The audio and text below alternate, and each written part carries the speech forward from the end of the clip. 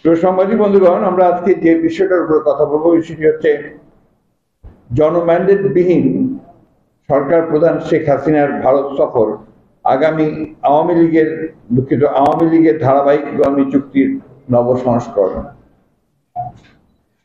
সম্প্রতি ভারত সফরে গিয়ে জনগণের ভোটাধিকার হরণকারী বর্তমান অবৈধ মাফিয়া সরকার প্রধান শেখ হাসিনা ভারতের সাথে যে 10টি সমঝোতা স্মারক সই করেছেন তা গোলামীর নবতর সংস্করণ মাত্র।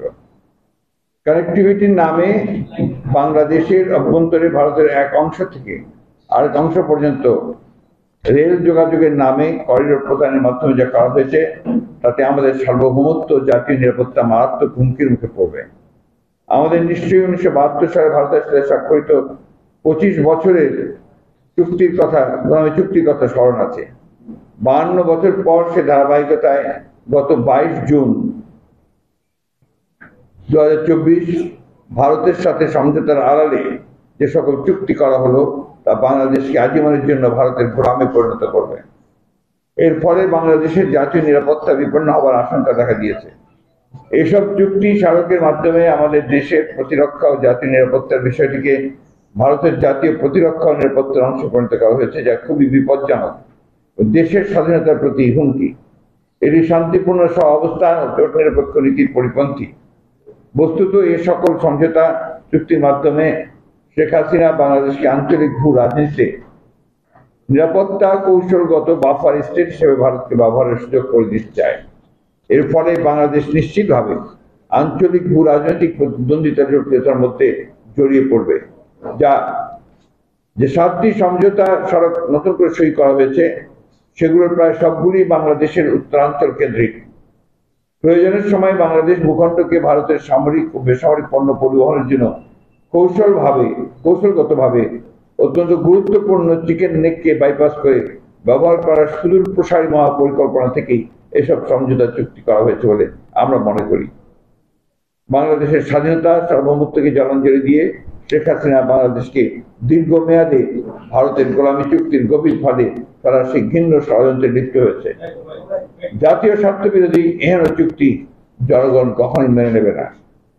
শাসক গোষ্ঠী দাবি করে যে গত 1.5 দশকে বাংলাদেশ ভারত সম্পর্ক অনন্য উচ্চতায় পৌঁছেছে, কিন্তু সম্পর্কে তথাকথিত সোনালী অধ্যায়ের সময়কালে বাংলাদেশের জনগণের তরফে প্রাপ্তি শূন্যের কোঠায়।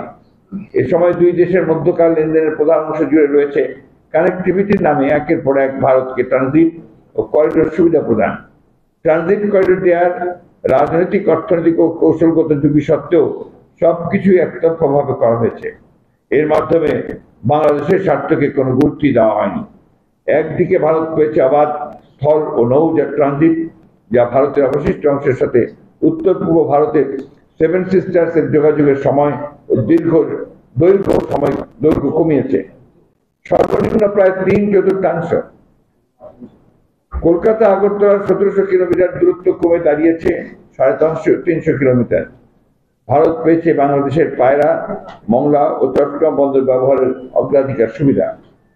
অন্যদিকে বাংলাদেশ নেপালের মাত্র 21-22 কিলোমিটার ট্রানজিট সুবিধা ভারতের কাছ থেকে আদায় করতে পারেনি। একতরফা আগ্রাসী বাণিজ্যে বাংলাদেশকে ভারতের অবাধ বিপণী কেন্দ্রে পরিণত করা হয়েছে।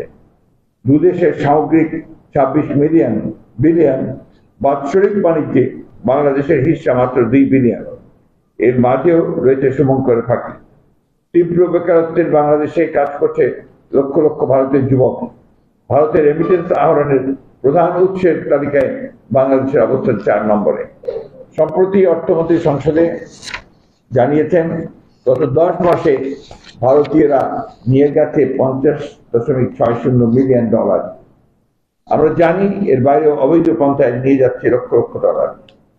প্রিয় সাংবাদিক বৃন্দ, বর্তমান অবৈধ সরকার যেহেতু বাংলাদেশে আপামর জনসাধারণকে প্রতিনিধিত্ব করে না এবং তাদের জনগণের কাছে কোনো জবাবদিহিতা নেই, তাই তাদের স্বার্থ রক্ষার জন্য তারা সচেষ্ট নয়। বাংলাদেশের ভেতর দিয়ে রেল করিডোর দেওয়ার চুক্তি, তিস্তা প্রকল্পে ভারতের সহযোগিতা গ্রহণ, প্রতিরক্ষা সামরিক সহযোগিতা, ঔষধ সংক্রান্ত সমঝোতা, বাংলাদেশের জলসীমায় ভারতের অবাধ বিচরণ, ভারতের স্পেস এবং বাংলাদেশের ডাক ও টেলিযোগাযোগ মন্ত্রণালয়ের যৌথ স্যাটেলাইট সমঝোতা, ডিজিটাল পার্টনারশিপ, গ্রিন পার্টনারশিপ, সমুদ্র সহযোগিতা ও সুনীল অর্থনীতি ইত্যাদি নানা নাম দিয়ে যে 10টি সমঝোতা স্বাক্ষরিত হলো, তাতে বাংলাদেশের প্রাপ্তি শূন্য। বাংলাদেশের স্বার্থ সংরক্ষণের চাইতেই ভারতের কাছে শেখ হাসিনার কৃতজ্ঞতা প্রকাশের দায়বদ্ধতা থেকে এইসব সমঝোতা সই হয়েছে তা জনগণের কাছে স্পষ্ট। এই সকল চুক্তির সাথে বাংলাদেশের মানুষের আকাঙ্ক্ষা পূরণের ন্যূনতম সংশ্লিষ্টতা নেই।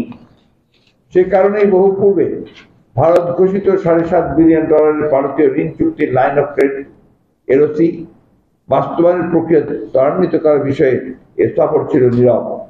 ডলারকে পাশ কাটিয়ে ভারতীয় মুদ্রায় বাণিজ্য পরিচালনার বিষয়টি উঠে এসেছে আলোচনায়, অথচ বাংলাদেশের রপ্তানি প্রবাসী আয়ের অন্যতম প্রধান মুদ্রাই হচ্ছে মার্কিন ডলার। এভাবে একতরফা আগ্রাসী বাণিজ্যে বাংলাদেশকে ভারতের বাজারে পরিণত করা হয়েছে। ট্যারিফ নন ট্যারিফ ব্যারিয়ার পরিহার করে বিপুল বাণিজ্যিক ঘাটতি কাটিয়ে ওঠার সময় এসব কিছুই সমঝোতায় স্থান পায়। প্রিয় সাংবাদিক বৃন্দ, ভারত সফর পরবর্তী সংবাদ সম্মেলনে শেখ হাসিনা বলেছেন, ভারত যদি আমাদের তিস্তা প্রজেক্টটা করে দেয় তাহলে আমাদের সব সমস্যাই তো সমাধান হয়ে গেল। শেখ হাসিনা ভারতের সাথে সাধারণ কূটনৈতিক দর কষাকষির ন্যূনতম ক্ষমতা হারিয়ে ফেলেছেন। সংবাদ সম্মেলনে তিস্তার পানির অভাবে পর্যদস্ত অসহায় মানুষদের আর্তনাদকে শেখ হাসিনা প্যাপে করা বলে আখ্যায়িত করেছেন, যা সমগ্র জাতির সাথে তামাশা হাস্যরসিকতার সামিল। আমরা সকলেই জানি, কেউ কেবলমাত্র বিরক্ত হয়ে প্যাপে না করতে বলে। একদিকে ভারত থেকে তিস্তা পানি আদায় ব্যর্থতা, অপরদিকে অসহায় মানুষের সাথে এ নিয়ে তামাশা, এটা জাতির জন্য নিতান্তই দুঃখজনক। শেখ হাসিনা তিস্তা পানি বন্টন চুক্তিকে পুরোপুরি অবজ্ঞা করেছে। তিস্তা চুক্তি তাদের এজেন্ডাতেই স্থান পায়নি। এদিকে অনেকে মনে করেন পানি মানুষের জীবন জীবিকা ও জলবায়ুর সাথে ওতপ্রোতভাবে জড়িত এবং পানি নিয়ে ভবিষ্যতে বিভিন্ন দেশের মধ্যে যুদ্ধ পর্যন্ত গড়াতে পারে। সংবাদ সম্মেলনে শেখ হাসিনা আরো বলেছেন, বাংলাদেশের ভেতর দিয়ে ভারতের রেল ট্রানজিটের ফলে বাংলাদেশের জনগণ উপকৃত হবে, অথচ বিশেষজ্ঞরা রেল করিডোরের ফলে বাংলাদেশের লাভ নিয়ে আরো সংশয় প্রকাশ করেছেন। জানা যায়, এই ট্রেন বাংলাদেশের কোনো মানুষ ব্যবহার করতে পারবে না। একতরফা ভাবে ভারতকে করিডোর সুবিধা দেওয়ার জন্য এই চুক্তি করা হয়েছে। এতে বাংলাদেশের কোনো লাভ হবে না। তাহলে শেখ হাসিনা কিভাবে দাবি করেন রেল ট্রানজিট বাংলাদেশের মানুষের উপকারে আসবে? অপরদিকে রেল ট্রানজিটের কোনো সমীক্ষা সম্পর্কে প্রকাশ করা হয়নি। নিরপেক্ষ বিশেষজ্ঞদের কারিগরি ও অর্থনৈতিক মূল্যায়ন ও সামরিক বিশেষজ্ঞদের ইতিবাচক বিশ্লেষণ ছাড়া এ ধরনের রেল করিডোর প্রদান আত্মঘাতী ও জাতীয় স্বার্থ বিরোধী হবে বলে এই মর্মে মন্তব্য করেন তারা। সংবাদ সম্মেলনে শেখ হাসিনা রেল করিডোরকে ইউরোপের সাথে তুলনা করে বলেছেন, তারা পারলে আমরা পারবো না কেন?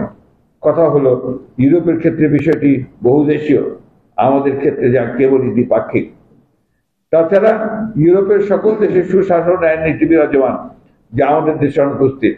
ইউরোপের সীমান্তগুলোতে আমাদের মতো কাঁটাতারের বেড়া নেই, ঝুলন্ত ফেলানিও নেই। অতএব আমাদের বিষয়টি ইউরোপের সাথে তুলনীয় নয়। একটি অনির্বাচিত সরকারকে ক্ষমতায় রাখার জন্য উচ্চ মূল্য নির্ধারিত হবে, সেটাই স্বাভাবিক। বাংলাদেশের ক্ষেত্রেও আমরা তার ব্যতিক্রম দেখি না। বিশেষ করে যখন খোদ প্রধানমন্ত্রী নিজেই স্বীকার করেন, আমরা কোনো প্রতিদান চাই না, আমরা ভারতকে যা দিয়েছি সেটা তারা সারা জীবন মনে রাখবে। সাধারণ সম্পাদক ওবায়দুল কাদের বলেন, তলে তলে আপোষ হয়ে গেছে, ভারত আছে, আমরা আছি। সাবেক পররাষ্ট্রমন্ত্রী মোমেন বলেছেন, ভারতে গিয়ে বলেছি এই সরকারকে টিকিয়ে রাখতে হবে। ফলে এদেশে একের পর এক প্রহসনের নির্বাচন হয়। 2014-তে ভোটারবিহীন, 2018-তে নৈশ, আর 2024-এ দামি। প্রিয় সাংবাদিক বৃন্দ, এই সফরে বাংলাদেশ ও ভারতের মধ্যে যে 10টি চুক্তি সমঝোতা স্বাক্ষরিত হয়েছে, বরাবরের মতো এবারও এসবের বিশদ বিবরণ প্রকাশিত হয়নি।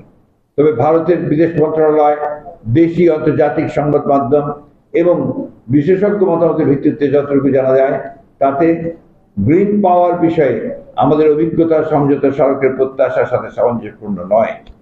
ভারতীয় সহায়তার রামপাল ও জাপানি সহায়তায় মাতারবাড়ি কয়লা নির্ভর বিদ্যুৎ প্রকল্পের মাধ্যমে আমরা ইতিমধ্যেই সুন্দরবন ও উপকূলীয় সবুজ বেষ্টনীকে ঝুঁকিপূর্ণ করে তুলেছি।